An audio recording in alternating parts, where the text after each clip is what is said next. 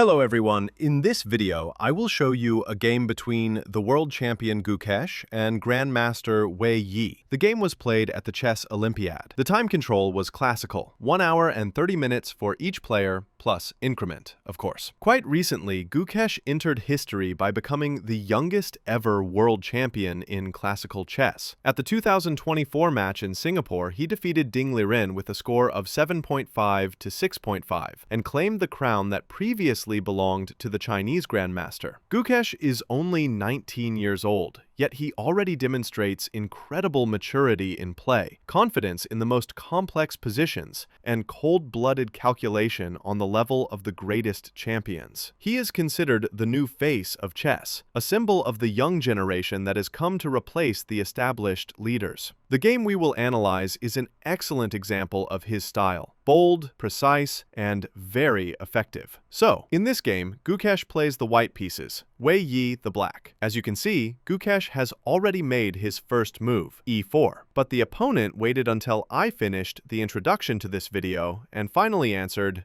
c5. On the board, the Sicilian defense. White replies with knight f3 and d6. Gukesh develops his knight to c3. Not principled, he did not go for d4 here to open the game. Black brings the knight to f6, and Gukesh plays bishop e2, a rather unusual move. Often nobody plays this way, although Magnus Carlsen has also used this line. Essentially, white here does not fight for an opening advantage straight from the start, instead waiting to see how black will continue. And black, of course, seizes the center with e5, though leaving the white squares in the center weak. Gukesh plays bishop c4. In this way, he provoked black to push e5 earlier, tried to confuse black a little, and spent one tempo putting the bishop on c4. Of course, one may say that black equalized here, since white used 2 moves just to place the bishop on c4. Black responds with bishop e7, and after d3, the black knight comes to c6. White develops his bishop to g5. Now, white wants to take the knight on f6, thereby claiming even more influence over the white squares in the center. Black castles, the bishop takes on f6, eliminating the defender of the d5 square. Bishop takes on f6. Black, of course, gains the bishop pair advantage in this position, but the dark-squared bishop here clearly bites into its own pawns. White plants the knight on d5, and black develops the last minor piece, bishop to e6. White does not castle yet, but plays queen d2. Now, he keeps the option of castling either on the queen side or on the king side, and black plays a6, preparing expansion on the queen side, gaining space with b5, chasing the bishop. And of course, in such a case, castling long would not be desirable. The pawns would immediately rush forward. Therefore, white castles short. Black advances on the queen side. The white bishop retreats to b3, and black carefully moves his king to h8, away from possible diagonals of the bishop from b3. Now a3, in case of pressure, white will retreat the bishop to a2, and black brings the rook to the b-file, possibly preparing to open lines on the queen side. h3. Gukesh plays extremely modestly, but he takes away the important g4 square from black. g6. Black, in turn, wants possibly to place his bishop on g7. This may play a role. c3. White takes control over the d4 square. Later, he may push d4, opening the game, and black immediately places his bishop. Opening the game would mean that black's 2 bishops become very strong. The white bishop retreats to a2, avoiding possible pushes, c4. And black completely seizes the center with his pawns, advancing menacingly in the middle. However, such sweeping pawn pushes in the center mean that holes appear in black's camp. Exactly there, white's knight jumps to g5, attacking the bishop, but the bishop calmly retreats to g8. Gukesh decides to relieve the tension in the center, captures on f5 with the pawn, and after the pawn recaptures, f4. A rather important move in this position. It does not allow black to suffocate white's position in the center with his pawns. And as you can notice, the opponents already have only 20 minutes each left, which means they already spent 1 hour and 10 minutes of their time in this game. And in this position, Wei Yi, playing the black pieces, spent another 6 minutes from his remaining 20 and plays c4. Thus, the position becomes simplified. So, what do black want here? Black shuts down the white-squared bishop of white, but white can capture on c4, and after the recapture, white captures with the bishop. Only then, black takes the pawn on f4, and the white queen loses contact with the knight. Only telepathic connection remains, but it clearly cannot save the white knight from being eaten. The knight returns to f3, and black plays knight f4, trapping the white-squared bishop. The bishop retreats to a2, because if, for example, he went to e2, there would be a fork with the knight on b3 against rook and queen.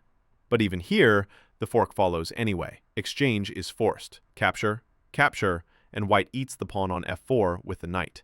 The black queen jumps out with check on b6. The white king must retreat. At the same time, the pawn on b2 hangs, since black doubled on the b-file with rook and queen. But white has the move rook f2, reinforcing the pawn on b2. Another black rook comes to the b-file. Black has assembled an annihilator battery. The pawn on b2 collapses, and white decides to go for counterplay. He brings the rook to d1, giving up the pawn on b2, but then multiple exchanges follow.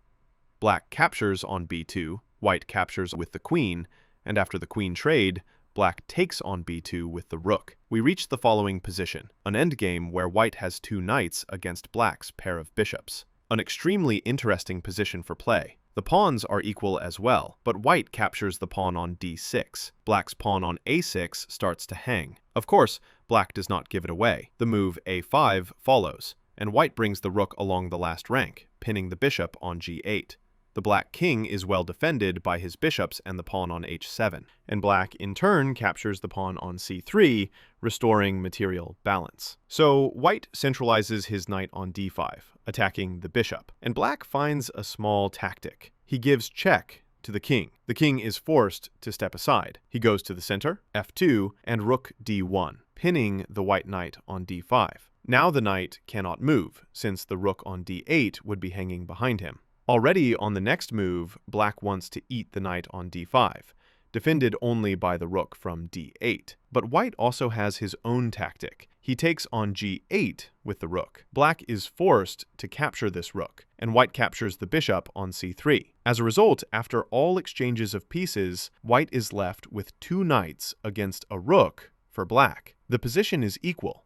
Pawns are also equal. And of course, the computer evaluates this position as a draw. From a human perspective, of course, it is much easier to play with the knights, especially in such time trouble, when both players have only about 4 minutes left. But playing with knights also requires considerable mastery. Black plays rook c1, attacking the knight. The knight retreats to b5 and rook c2. The white king runs back to f1, and black brings his king to the center. White centralizes his knight on d4, attacking both the pawn on f5 and the rook. Rook c1, check, king e2, king f6, and knight d6. White attacks the pawn on f5, but black goes after the pawn on a3. White, of course, does not want to give it away, otherwise the black pawn would rush to promotion. Therefore, knight b5. Defending the pawn on a3, rook c1, king e3. Now white also centralizes his king, but rook g1. The rook is more active here than the knights, and the long range starts to matter. It flies all over the board. White's king returns to f2, attacking the rook. The rook steps back, and knight e2, once again chasing the rook, but rook b1. The white knight is attacked. Knight c3 with an attack on the rook, and the rook invades along the third rank. The pawn on a3 again starts hanging, and finally, white plays a4. Look how solid white's pieces stand here. The knights protect each other, and the knight on c3 defends the pawn on a4. Black brings the king to e5, centralizing him as much as possible, while white plays g3, taking control of the f4 square, possibly for the knight.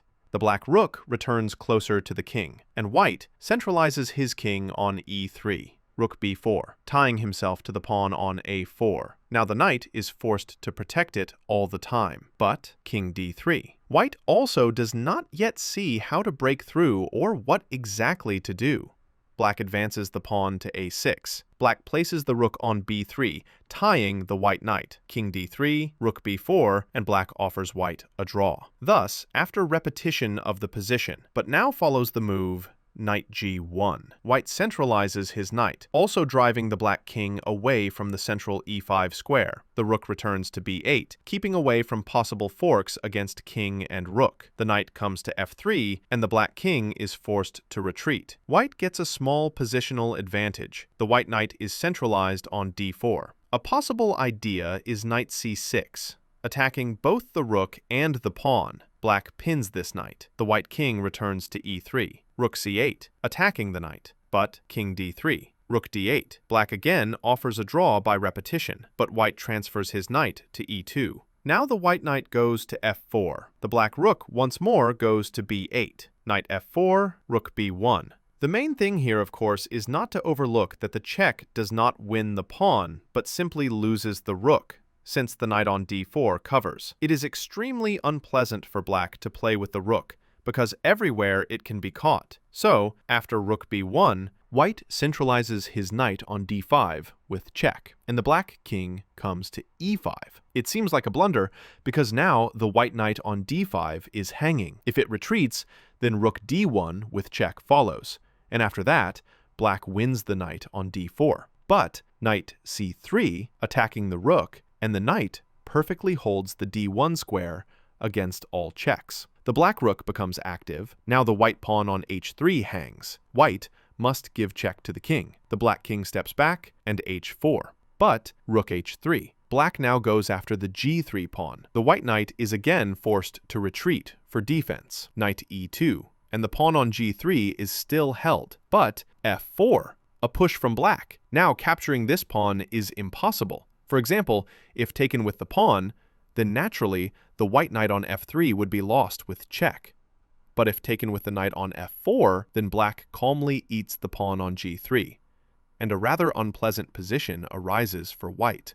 Therefore, after the move f4, white does not take this pawn, but finds the best move in this position, knight g1, attacking the rook. Now, the knight from e2 holds the pawn on g3, and the rook cannot capture it anymore. So the rook is forced to retreat to h1. Now, white eats the pawn on f4 with the pawn, since with the knight it was still impossible, because then the knight on g1 would be hanging, and pawn exchanges follow. White now gets his own passed pawn, and black, of course, has the h-pawn.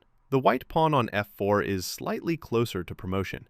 For black, one more tempo is required to advance his pawn to queen. White centralizes his knight on f3. The black rook steps back, and f5. White begins to push his pawn toward queening. Black follows the example, knight c3. Gukesh transfers his knight to the e4 square, where it will control the pawn if it advances to f6. Then knight g5, and the pawn is pushed further. h4 from black. Knight e4 with check, driving the king away. The king retreats, and knight e5. Thus, white centralizes yet another knight. The king steps back to d8. Now, if necessary, he will return to f8 and control white's pawn. The white pawn is only 2 steps away from queening. In this position, black played h3, but this move loses. The point is that he needed to play rook d1 with check. Let me show you this variation. Of course, with the time left on the clock, only about 1 minute for each player, it was simply impossible to find it. For example, after this check, white would be forced to retreat. Then h3, black pushes the pawn toward queening, f7, and rook c1 check. The king retreats to d3, king e7, controlling the queening square f8, but then knight g5. Now white defends the pawn on f7, threatens knight g6 with check, and to promote his pawn. h2, and after knight g6, the black king steps back, f8, h1. And in this position, white does not checkmate the black king. For example, after check with the knight on e5, the black king simply escapes to c7. Knight e6 check, king b7, and after e7 check, king a6. There are no mating attacks for white here. The rook on c8 perfectly controls all the squares along the c-file. On h1, controls the white squares around his king. For example, after queen d6 check, simply king a7, d7 check, and the black comes to defend his king. Now black can even counterattack. For instance, rook d1 threatens to win the queen. White could exchange queens, of course, but that would be a draw. White cannot break through in this position at all. But let's return to the actual game. After the move f6, black makes the more human move, h3, simply pushing the pawn toward queening. But the whole point is that now he cannot succeed in promoting. f7 from white, rook f1 from black. But white has the same idea. The knight goes to g5. Now this knight will defend the pawn on f7, and the knight from e5 goes to g6 with a plan of queening. h2. Now black is only 1 step away from promotion. but knight f3, cutting off the rook and threatening f8 queen, the Chinese grandmaster has less than a minute left. And in this position, he urgently needed to find rook d1 check again. In this variation, after rook d1 check, the king would retreat to c4, h1 queen, f8 queen, and the king again steps back to f7. In this position, white still has no win, at least not a human one. But because of the severe time trouble in the actual game, black did not find the move rook d1. Instead, he played king e7. In this way, he tried to control the queening square f8, but white simply captured black's only trump card in this position, the pawn on h2, since it was hanging. Black goes for counterplay, attacking the pawn on a4, but a simple knight g4 threatens the terrifying move knight h6. This knight still defends the pawn on f7 and threatens knight g6 with check, with queening to follow if the king steps aside. The move rook f1 does not help black at all, because then this same knight jumps to h6. And whatever black does, for example, just waiting, then comes knight g6 check, king d7, and f8 queen, capturing the rook. And of course, two knights and a pawn win, since white will promote his queen. In this same position, black still tried to give checks to the white king. The white king simply retreated to d2, and after the pawn capture came knight h6. Inevitably, white promotes his pawn. Black gives check again. The white king steps back to e3, rook a3 check, and king e4. In this position, Wei Yi acknowledged his defeat. The point is that the rook still cannot in any way stop this pawn. For example, after another check, the king calmly goes to f5. And if black tries some tricks here, attempting to win the queen, it does not work, because once again, knight g6 check, king d8, and f8 queen. Against this check, white simply blocks with his knight. What an amazing game by Gukesh. If you want to support the channel, the link is in the description. There you can find exclusive videos. Thanks for watching. Leave a like, write your comments, and see you soon.